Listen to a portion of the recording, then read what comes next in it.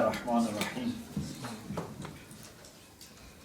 لا حول ولا قوة إلا بالله العلي العظيم الحمد لله رب العالمين وصلى الله على سيدنا ونبينا أبي القاسم المصطفى محمد اللهم صل على محمد وعلى آله الطيبين الطاهرين لا سيما بقية الله في الأرضين أجل الله تعالى فرجه الشريف وجعلنا من أعوانه وأنصاره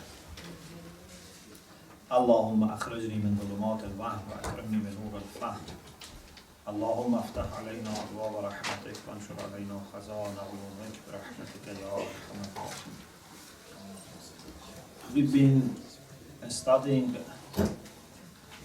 the role of self-love or ḥubb al-dhāt in our actions.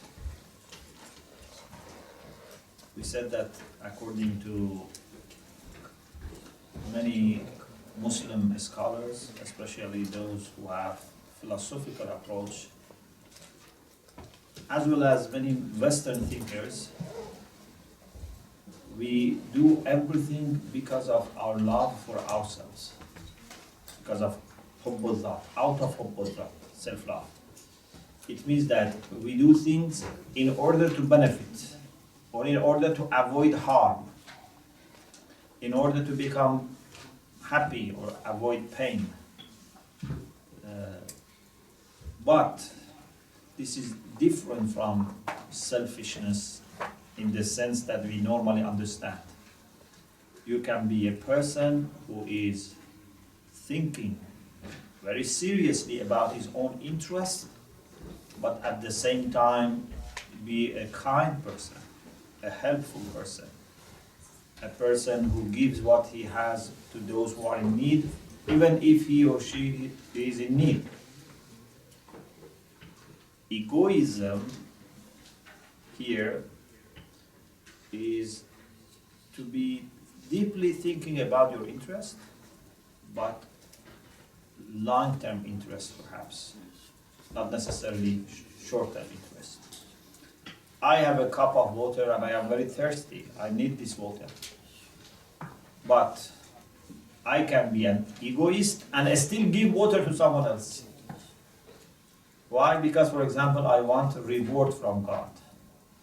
Or I want to be a better human being. Or because I want to get the pleasure of giving what you have to other people. It has a great pleasure. Some people have only experienced the pleasure of drinking water and not the pleasure of giving water to someone who is thirsty. That is another pleasure, and this pleasure can be sometimes greater. If you have food and you are hungry, you want to eat. But if you give it to hungry people and they eat in front of you the food and you see the joy in their face, that is a greater pleasure that you can have compared to because the pleasure of eating is pleasure which comes from tongue and is physical pleasure. The pleasure of seeing someone hungry who has been fed by you is a deeper pleasure.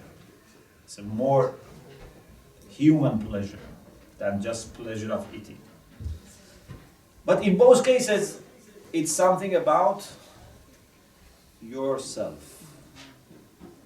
Either pleasure of eating or pleasure of feeding, pleasure of offering.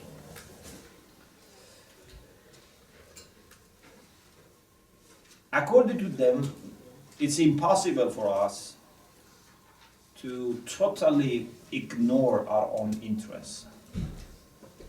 Even some people back up this ethical egoism by psychological egoism. And psychological egoism means that our mind is built, is made in this way, that we think about ourselves. It is our psychology. Human psychology is that we only think about ourselves and we cannot think otherwise. If you study books on moral philosophy, you see that some people have argued for ethical egoism from psychological egoism. They say this is a reality in our creation, that we are only concerned about our own interests, and as a result, everyone should also, in ethics, be encouraged to go after his interests.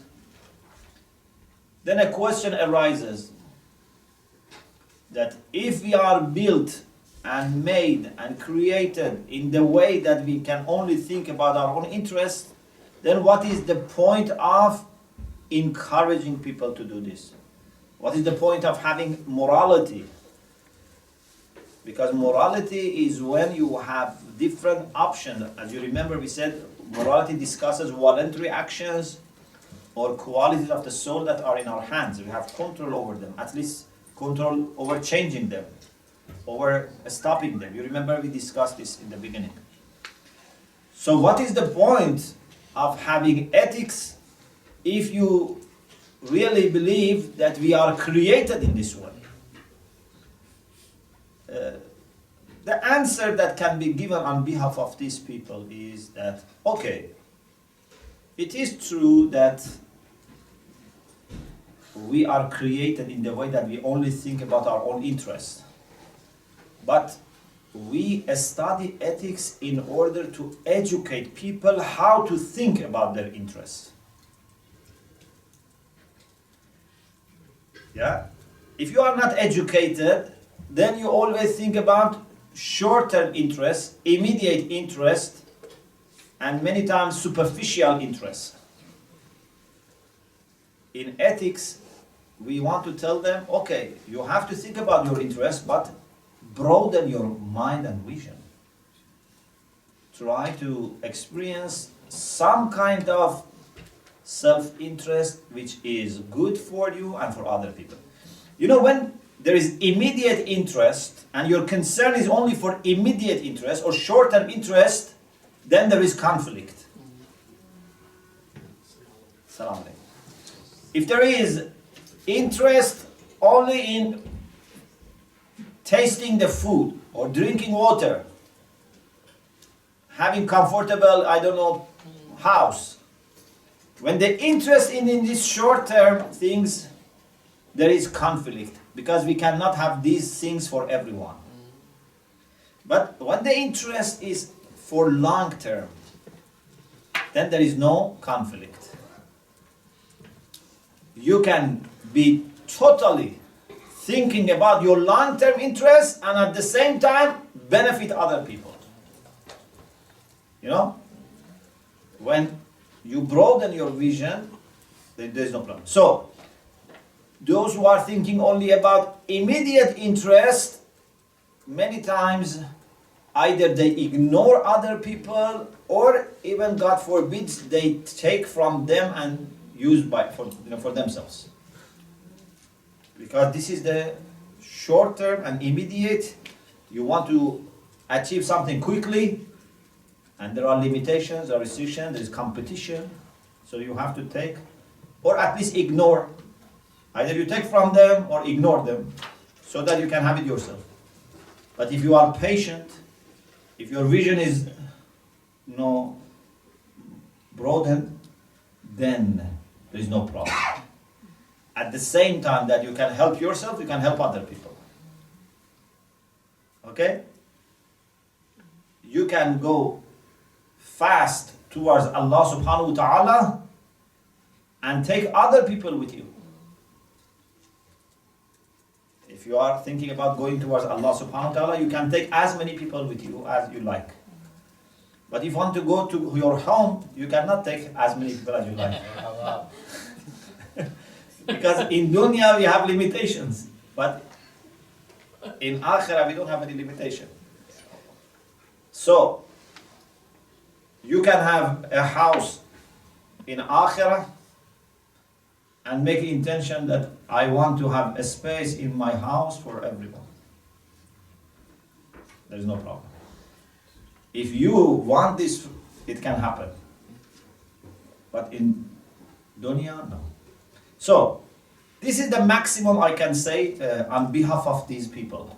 That they believe in psychological egoism, and they say that we are only interested in our own interest, but they want to distinguish between those who are only thinking about short term and they are selfish, and those who are not only thinking about their short term, they think about long term, and therefore they can take into account interests of other people, can care for them, can be concerned for them, can love them.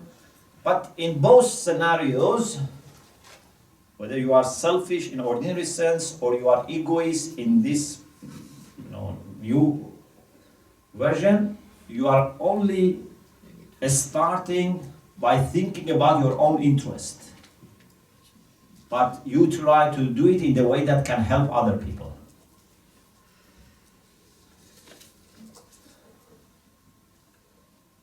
Sometimes you may say, but when we do things, we never think about what I am going to gain. For example, a mother helps her child, but she's not thinking about what she's achieving herself.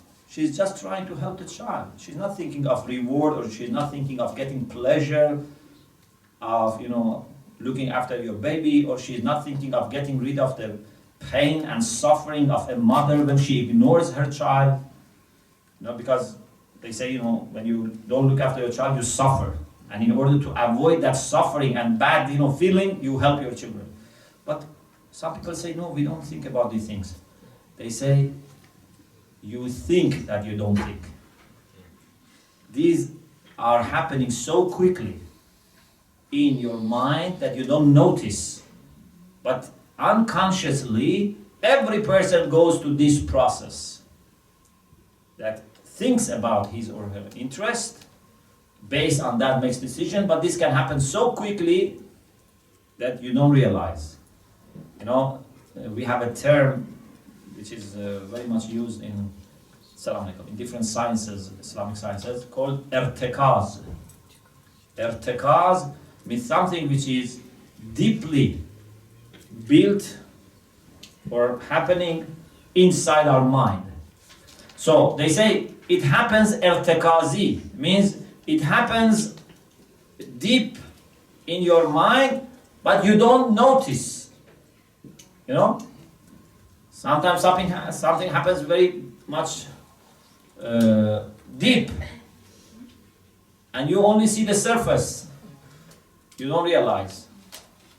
Okay? But this happens definitely. This is what they say. Okay. What is my understanding is this.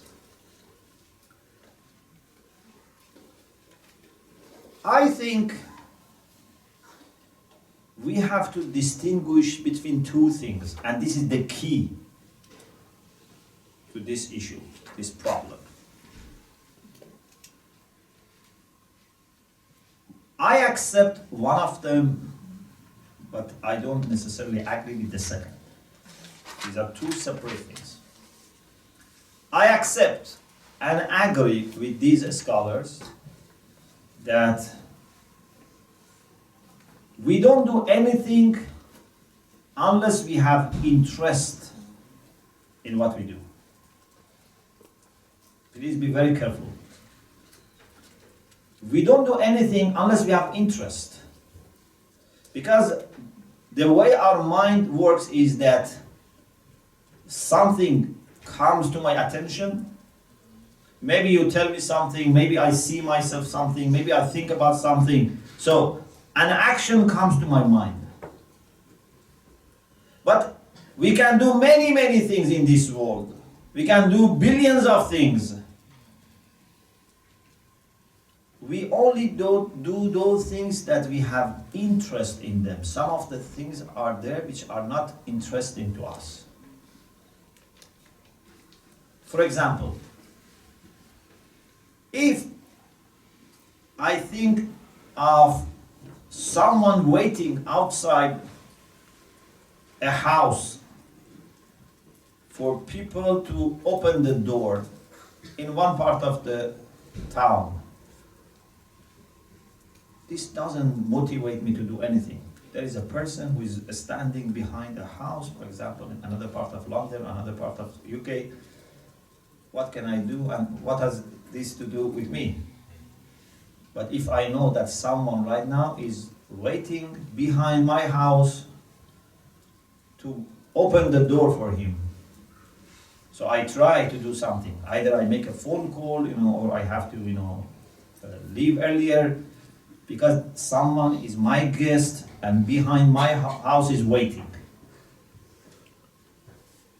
If 10 people wait outside someone else's house, it doesn't make me, do anything. But if one person is waiting outside my house, I feel I have to do something. You understand? Why? Because I have interest in this issue. But in the other one, I don't have interest. This is not my business. Yeah? Sometimes even thinking that someone might be waiting for me outside my house, even thinking about the possibility of this may motivate me to do something. If I think right now that, for example, a person is putting a ticket on my car, even thinking about this can move me. But if I am sure that he's putting a ticket on someone else's car, may not move me, because I have no interest in that. Okay? Yes, if I can, inform the person, that's another issue. But if I have no way to inform the person, it has nothing to do with it. Okay? So I accept this, that we do only things that we have interest in them.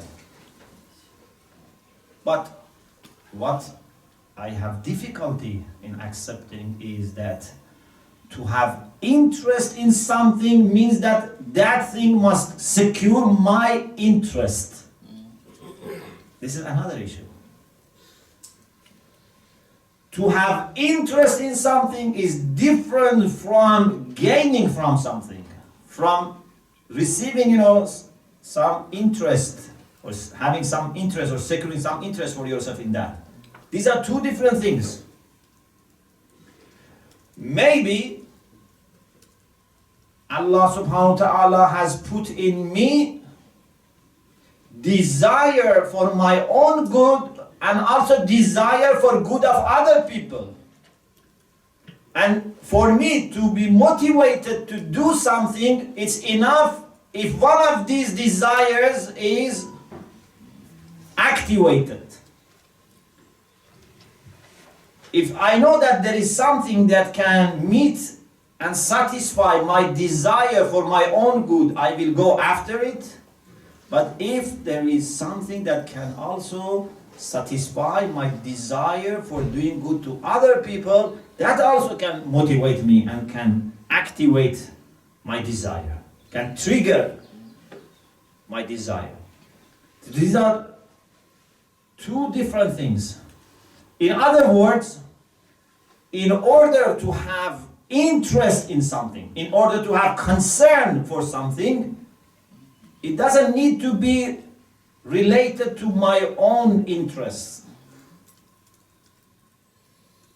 What is wrong with thinking in this way?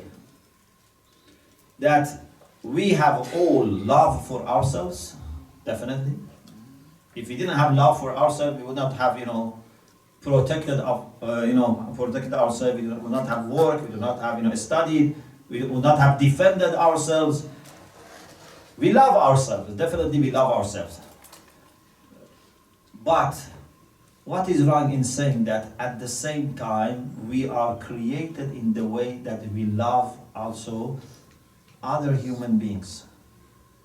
Or not only human beings, animals, plants. We love them as well.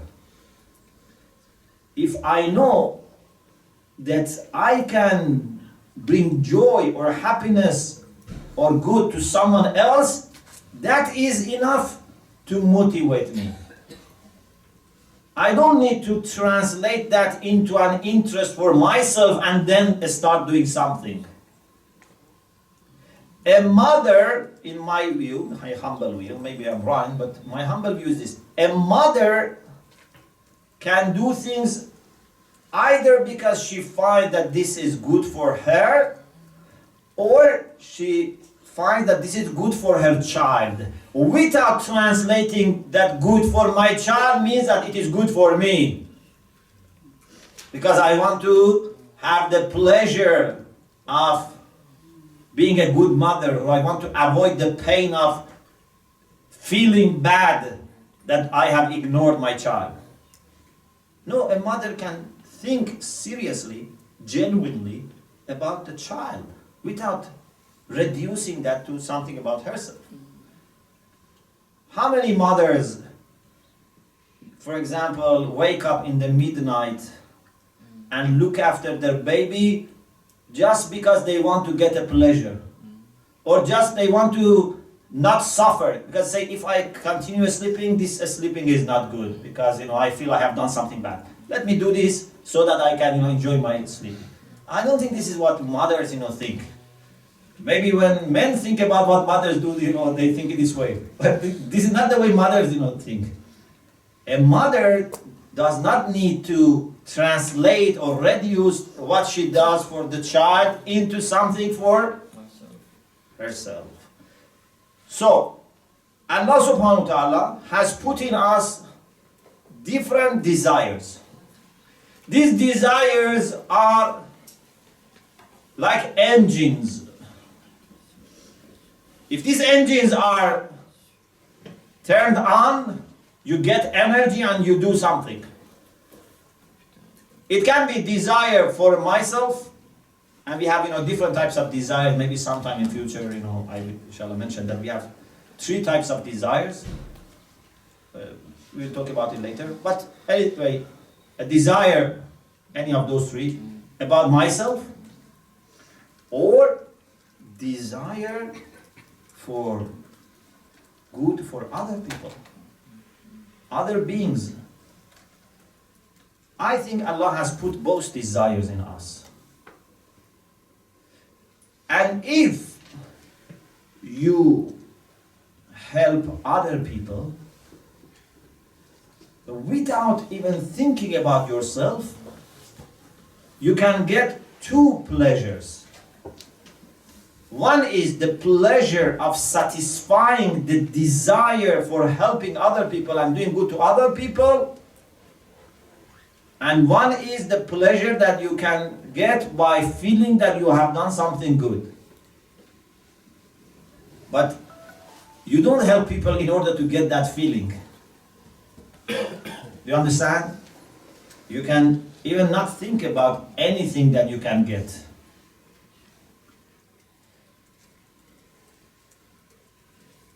If you, for example, see there are people who are poor, and you've managed to collect money, buy food for them, give them food, you will have very good kind of feeling, very great pleasure. But this is not what you meant for action. This is not what motivated you. You didn't say, I want to get that pleasure. People get pleasure by different things. Some people get pleasure by watching a movie. Some people get pleasure by, I don't know, drinking.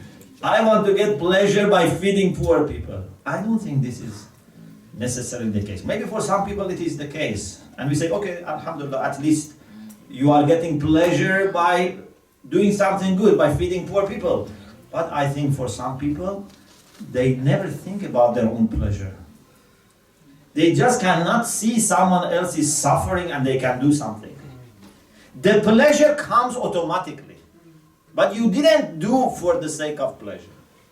You understand? Like for example, I do something and you thank me. But I shouldn't do things in order to be thanked. Thanking people comes by itself, and it's good. It can, give you some encouragement, can give you some strength. But you don't do necessarily, maybe some people do, but I'm saying it's not necessary that you do things in order to be thanked. Okay? So, everything that we do should be related to one of the desires that we have.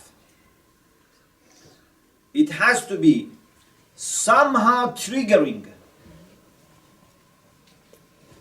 a desire in us, an engine in us. But it can be something that is related to my own interests, or it can be something related to another issue that God has made in me interest and concern for that. It's nothing personal. When I do something for myself, I become happy. When I do something for other people, I also become happy. Maybe we can even go further. Not only we have independent desires for good of other people. I mean by independent, that it's not going back to my own desire. It's not reduced to my own desire. So not only we have independent desires for other people, other creatures, we have desire for certain things, certain values, certain perfections, certain good qualities by themselves or as such. For example, beauty. Beauty is something that every human being has interest in it. But not with this loud voice.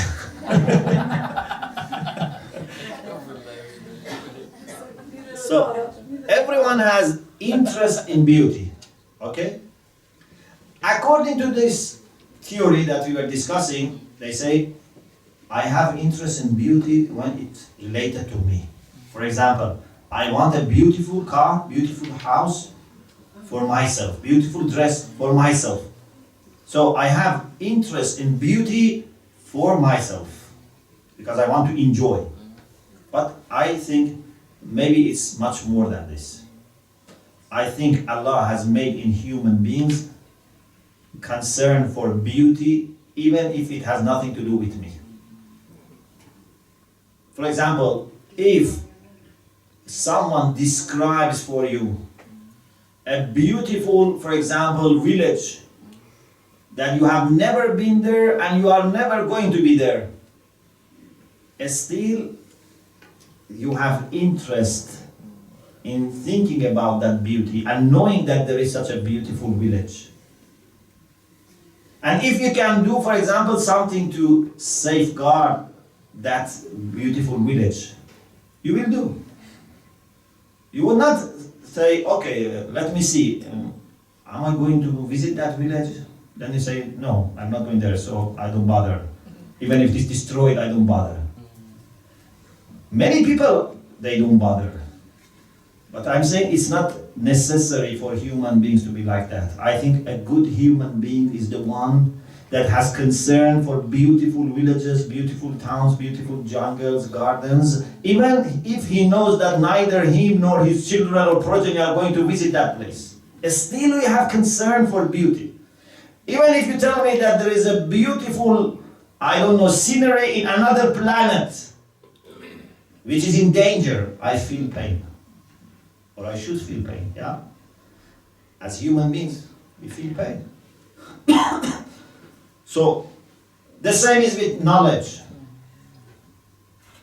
We have interest in knowledge, even if we are not going to from it. Yeah?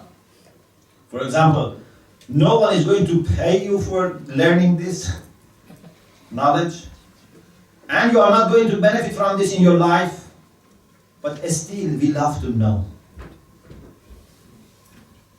Many times I have mentioned this story about Abu Rayhan Biruni.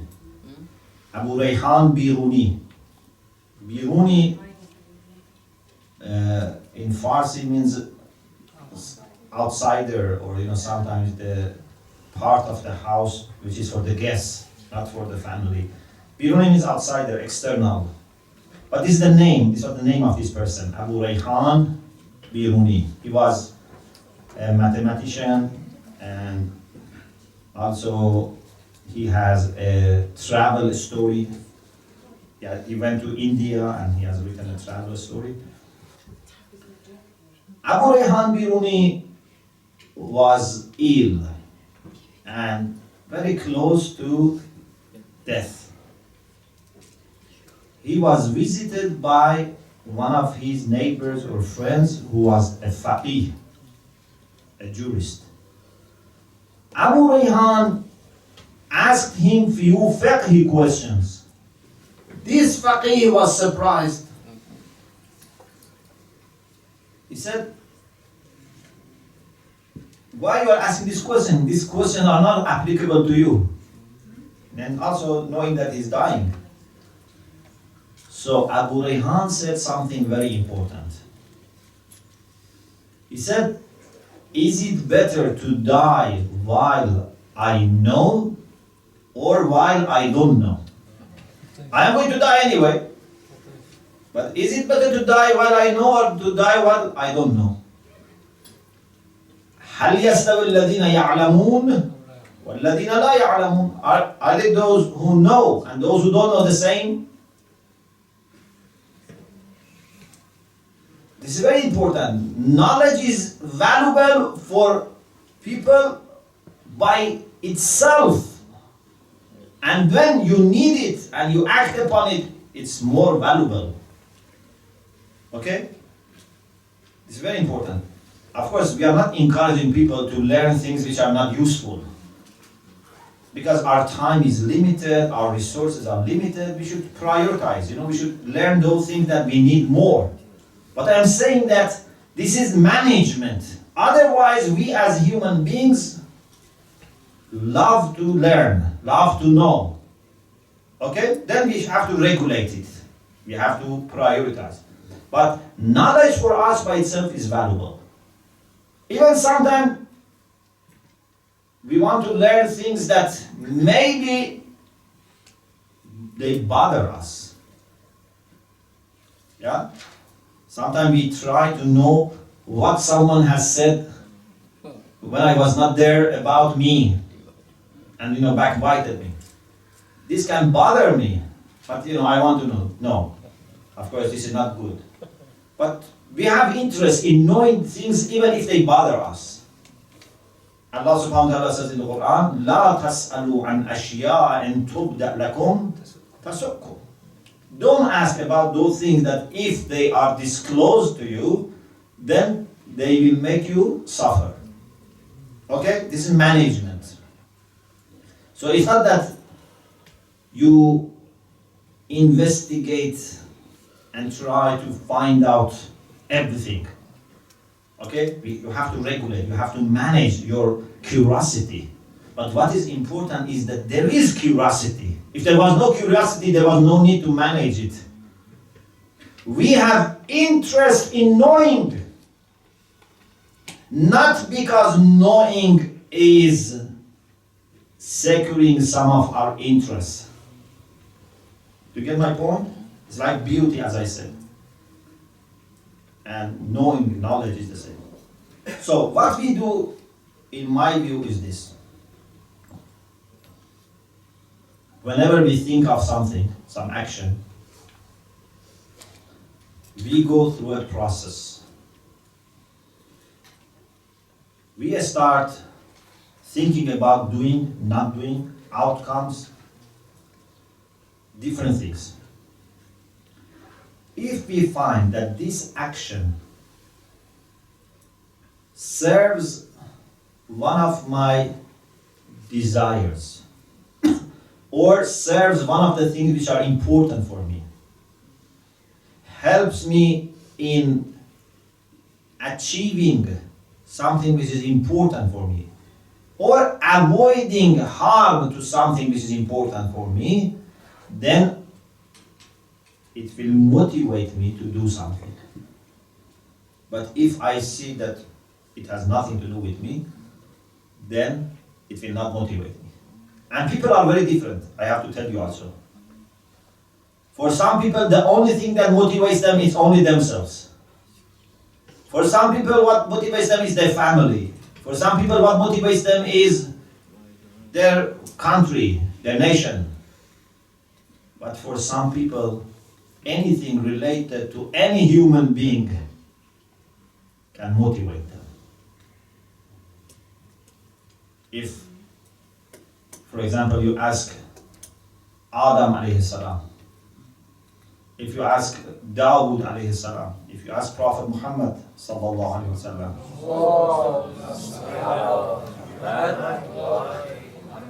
what would motivate you to do something? They would say anything related to any creation of God. Why? Because I am Khalifatullah. Khalifatullah is responsible for anything on this earth. Allah says, Ya Dawood, inna ja'alnaka khalifatan fil ard. So, for people in that caliber, anything that relates to any creation of God on the earth is enough to motivate them. If Rasulullah knows there is an orphan in another part of the world, that Rasulullah has never met him and that orphan has never met Rasulullah, and that orphan is in pain, Rasulullah feels great pain. Because he's Khalifatullah.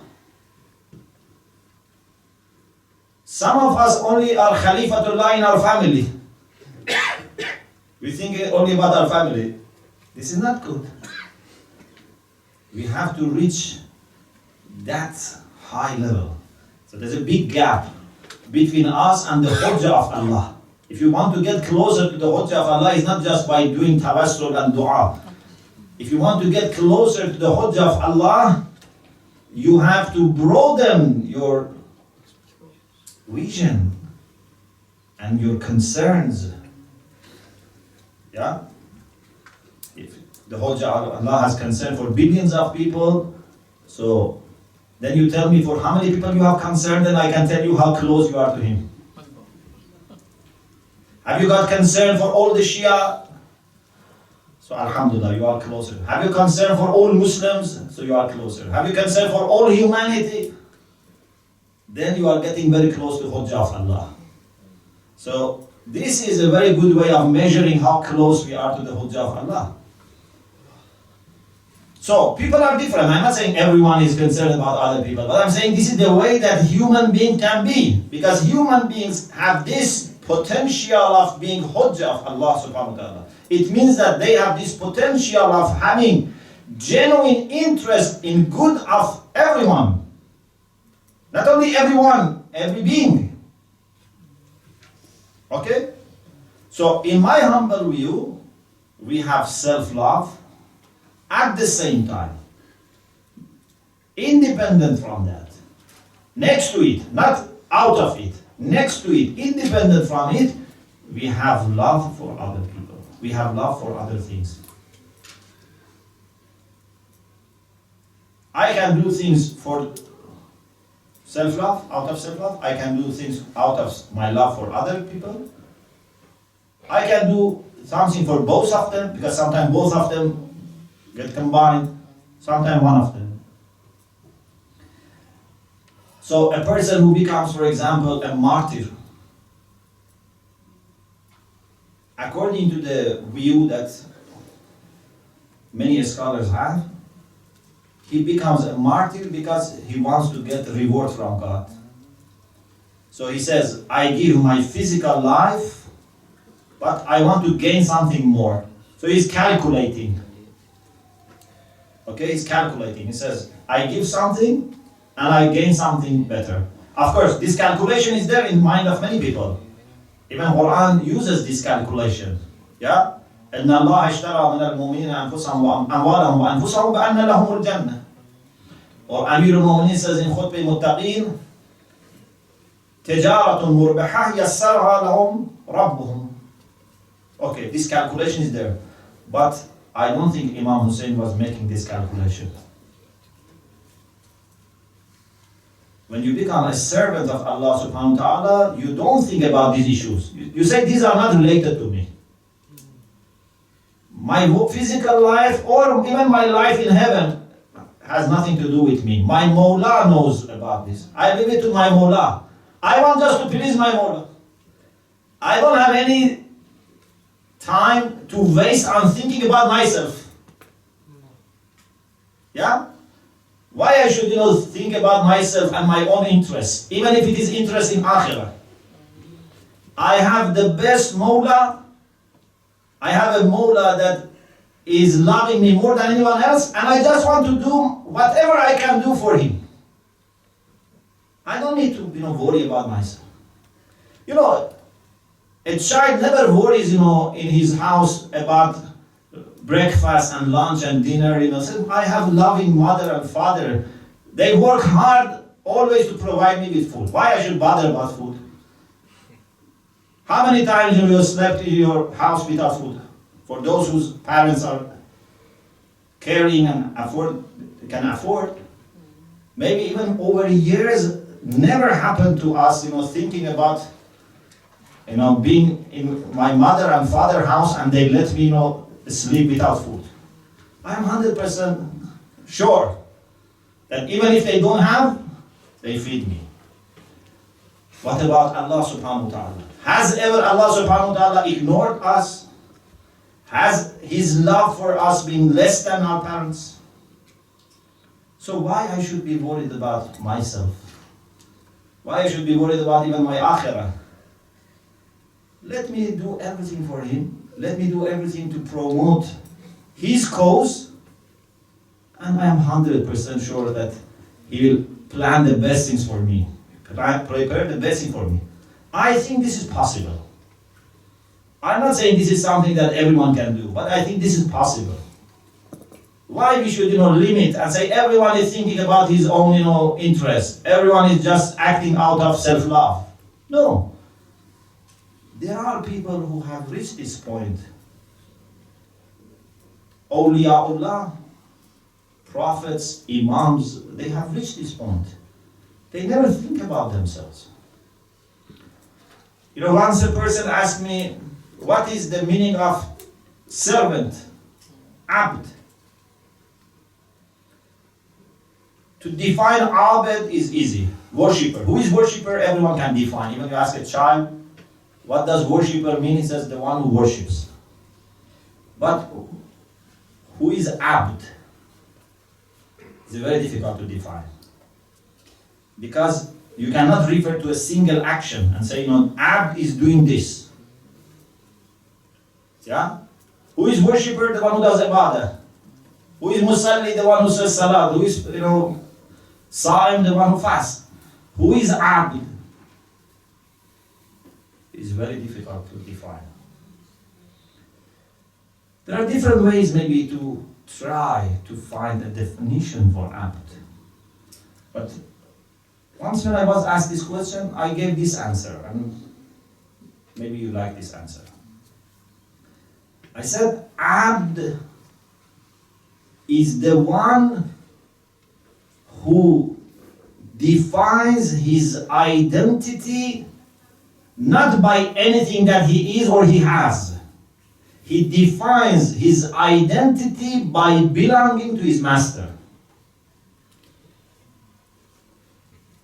If you ask me who you are and I say Mr. So and so, I am not ʿAbd.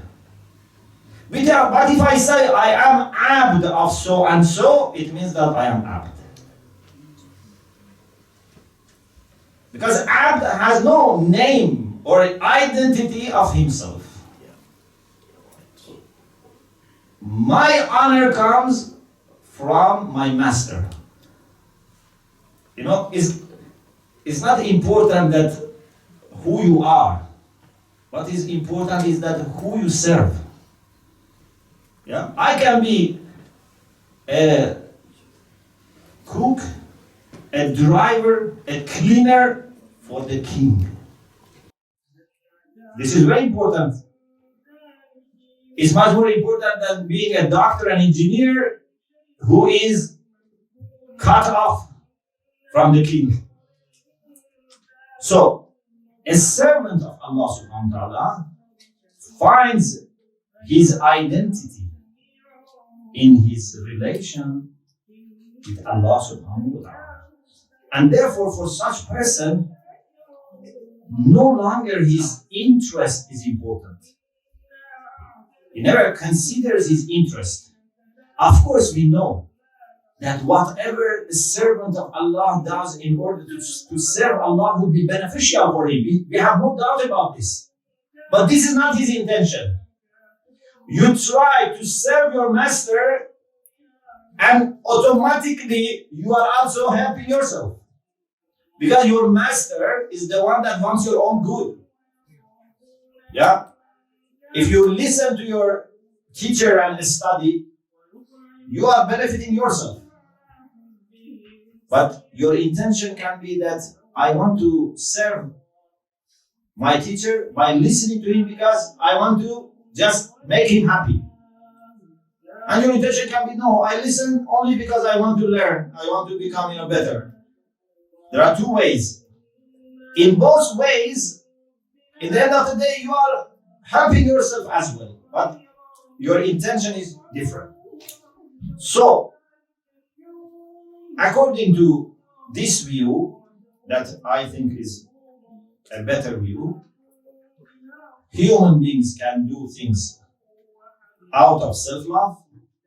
Human beings can do things out of love that Allah has put in us for other beings or for good qualities like beauty, like knowledge, and we have a diversity of choices depending on which of these desires are activated or are stimulated.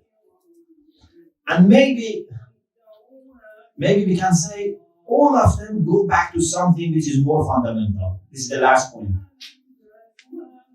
Either we can see my love for myself, for other people, other beings, my love for beauty, for knowledge, everything in one level, or we can say we have something which is very fundamental and all these things go back to that.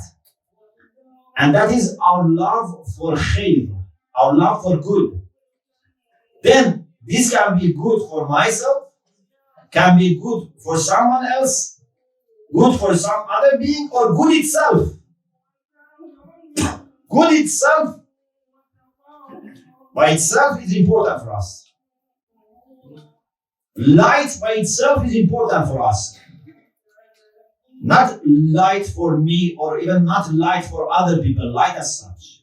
So maybe all of them can finally go back to a more fundamental love that Allah has put in us, and that is love for goodness, for light, for truth, which is indeed love for Allah subhanahu wa ta'ala. Because He is the absolute goodness, He is the absolute light. So, in us, deeply, we have love for Allah subhanahu wa ta'ala. Then we come to higher levels, but higher just in this sense, not higher in the sense of more valuable. I mean, build upon it. We come to upper levels of thinking about what is good for me, what is good for other people, But these are all built on something which is in every human being, and that is love for absolute goodness, which is Allah subhanahu wa ta'ala. So, in this way, even when you want to eat and enjoy the taste, the good taste of the food, the reason for doing this is your love for Allah subhanahu wa ta'ala. No one does anything in this sense unless he is motivated by that love that he has for Allah subhanahu wa ta'ala, but that love is filtered and directed to this point. Sometimes maybe totally wrong way, but it's all coming from that love for Allah subhanahu wa ta'ala. Okay, we pray that inshallah in this time of Salat, Allah subhanahu wa ta'ala enable us to understand and inshallah better implement whatever he wants from us. وآخر دعوانا الحمد لله